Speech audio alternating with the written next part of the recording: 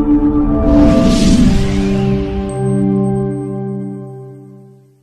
is a promise keeper. Number 2, God is not concerned with the circumstances that you are in. He blesses at his own time. Number 3, obedient is better than sacrifice. He blessed Abraham because he was obedient. Can the Lord Aipca? This church of Aipca, we are not going to be blessed by anything. We'll be blessed because of being obedient to the Archbishop. Supreme Board. We shall be blessed because of obeying the president and his deputy. And God is going to bless us. Because obedient is better than sacrifice. He blessed Abraham because of his obedience. Number 4, God visits his people when they are in need of him. People of APC in charge of the nation. God is going to visit us because of showing us his love. Mimi niko na furaha kuja hapa leo kwa sababu hata hawa maaskofu wanajua wote hii safari tumetoa mbali na tumetembea kutoka mbali. Nakumbuka kama sio huyu Archbishop wa Ng'ombe, mimi singesimama hapa leo.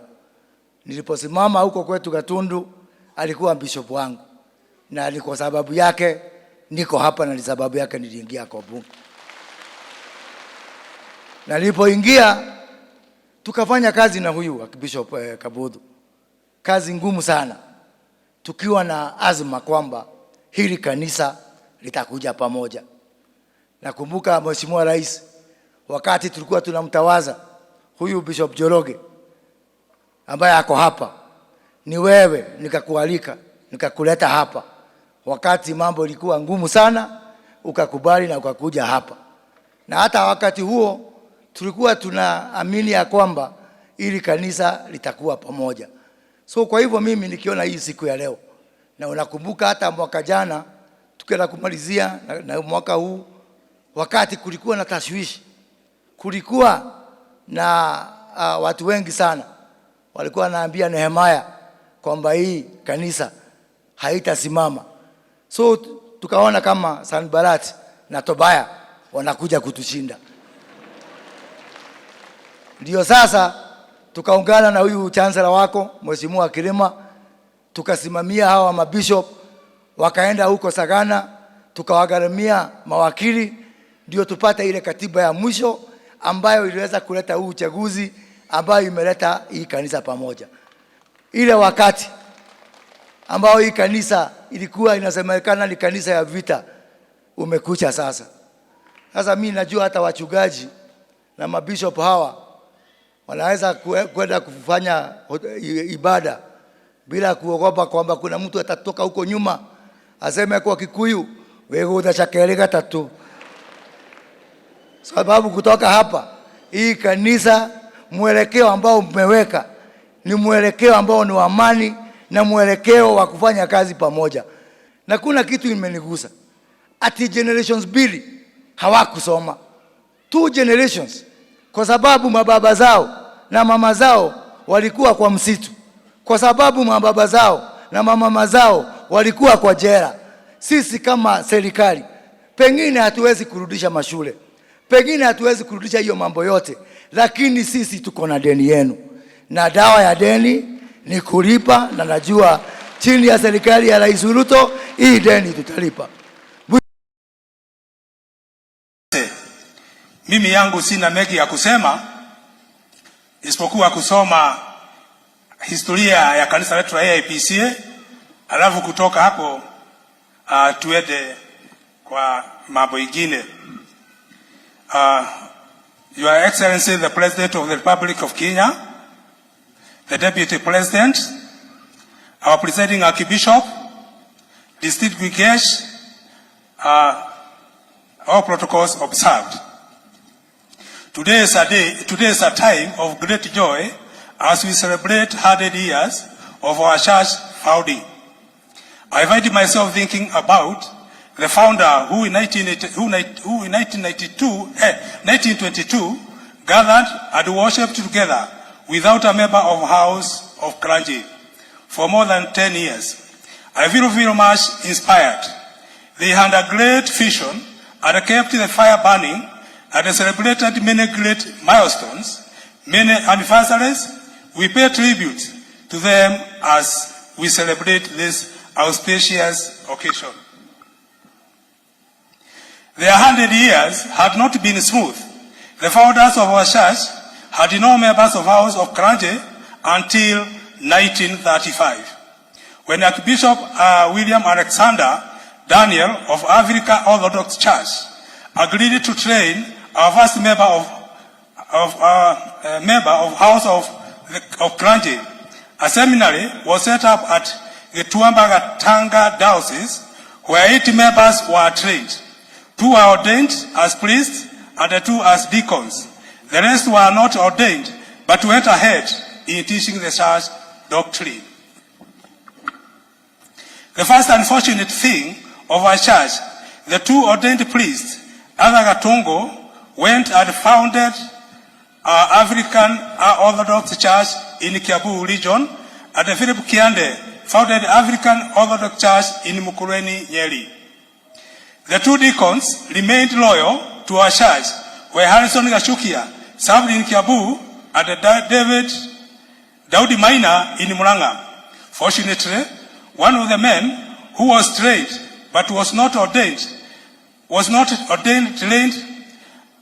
trained our first spiritual head, the late Archbishop Benjamin Kahehia, after which Philip Kiande was recalled back and ordained him as a priest at Kiliti Seminary in Nyeri. Ordination of Kahehia as a priest marked our apostolic succession. In 1952, church was preoccupied by the colonial government. Lison, being our church, was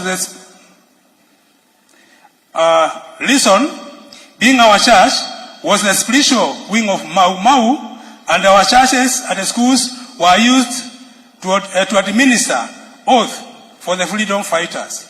The most unfortunate thing to date, none of our governments have seen it worth to return our schools at a minimum compensate our church in any way 60 years after independence. This is a historical injustice. We humbly urge our president, who is with us today, whom we are with today, to find a place in his heart for government to compensate our church, or decree that our 420 schools held by other churches and the county education board be given back to us. Lagos has had been experienced in our church during and after every leadership transition. We have since meditate on this by drawing a new constitution that is all-inclusive and that have vested authority to institutions rather than individuals. This initiative has brought our church united and never again fights one another. We are today celebrate this unity.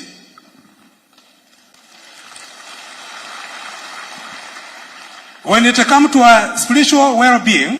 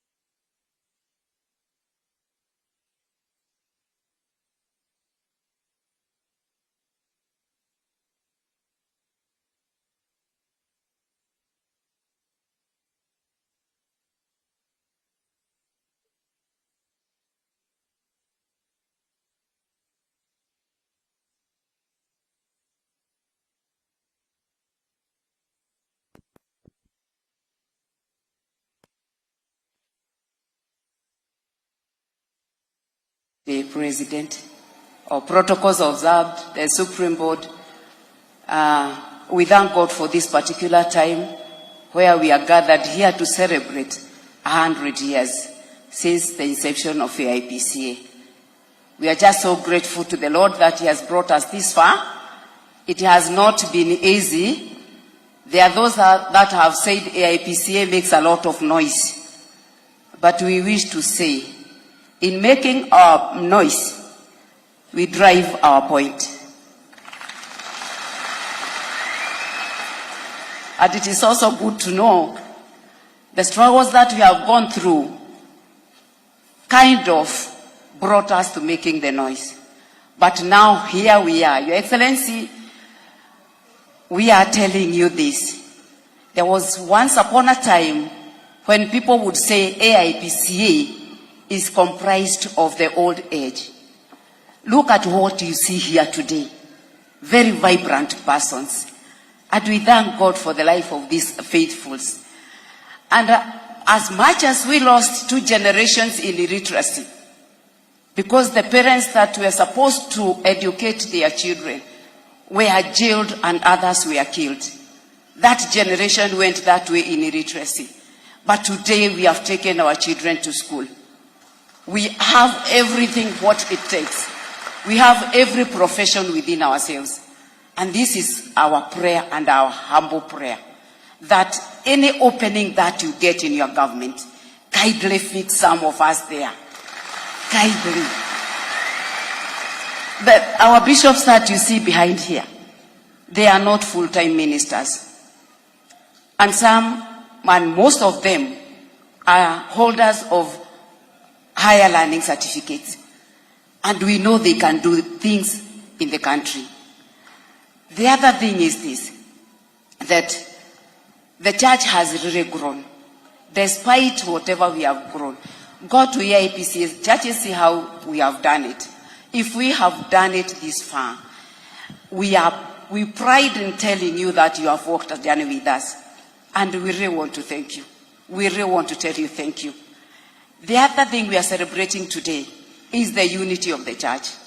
There are those that people behave like they are very good. But for us AIPCA, we admit at one point we differed. At one point we differed.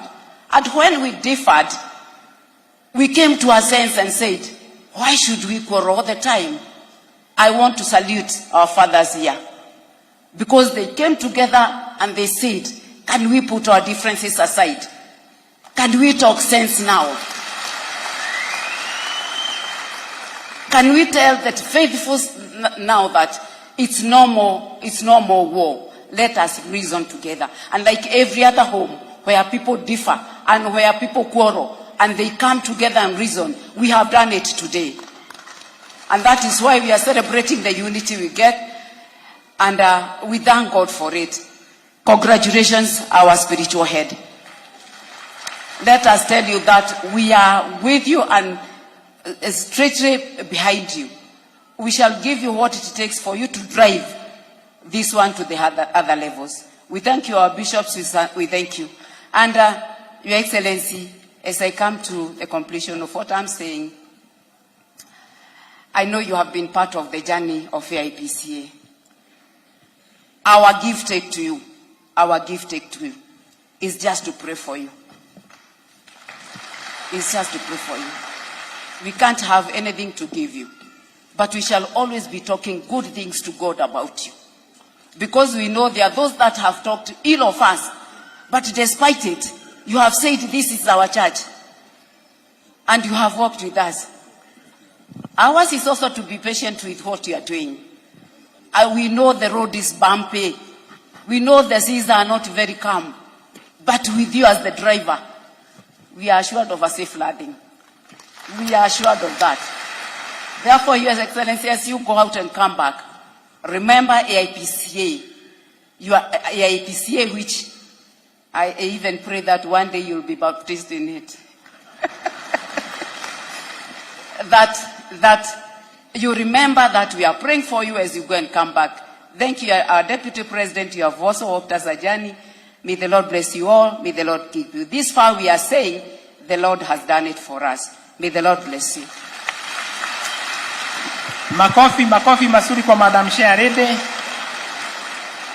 Your Excellency the President, who is our chief guest today, kwa machache sana, what my friends were trying to communicate is this is the original AIPCA church. Ile kanisa ambayo ilipigania hii uhuru, Your Excellency. In other words, whether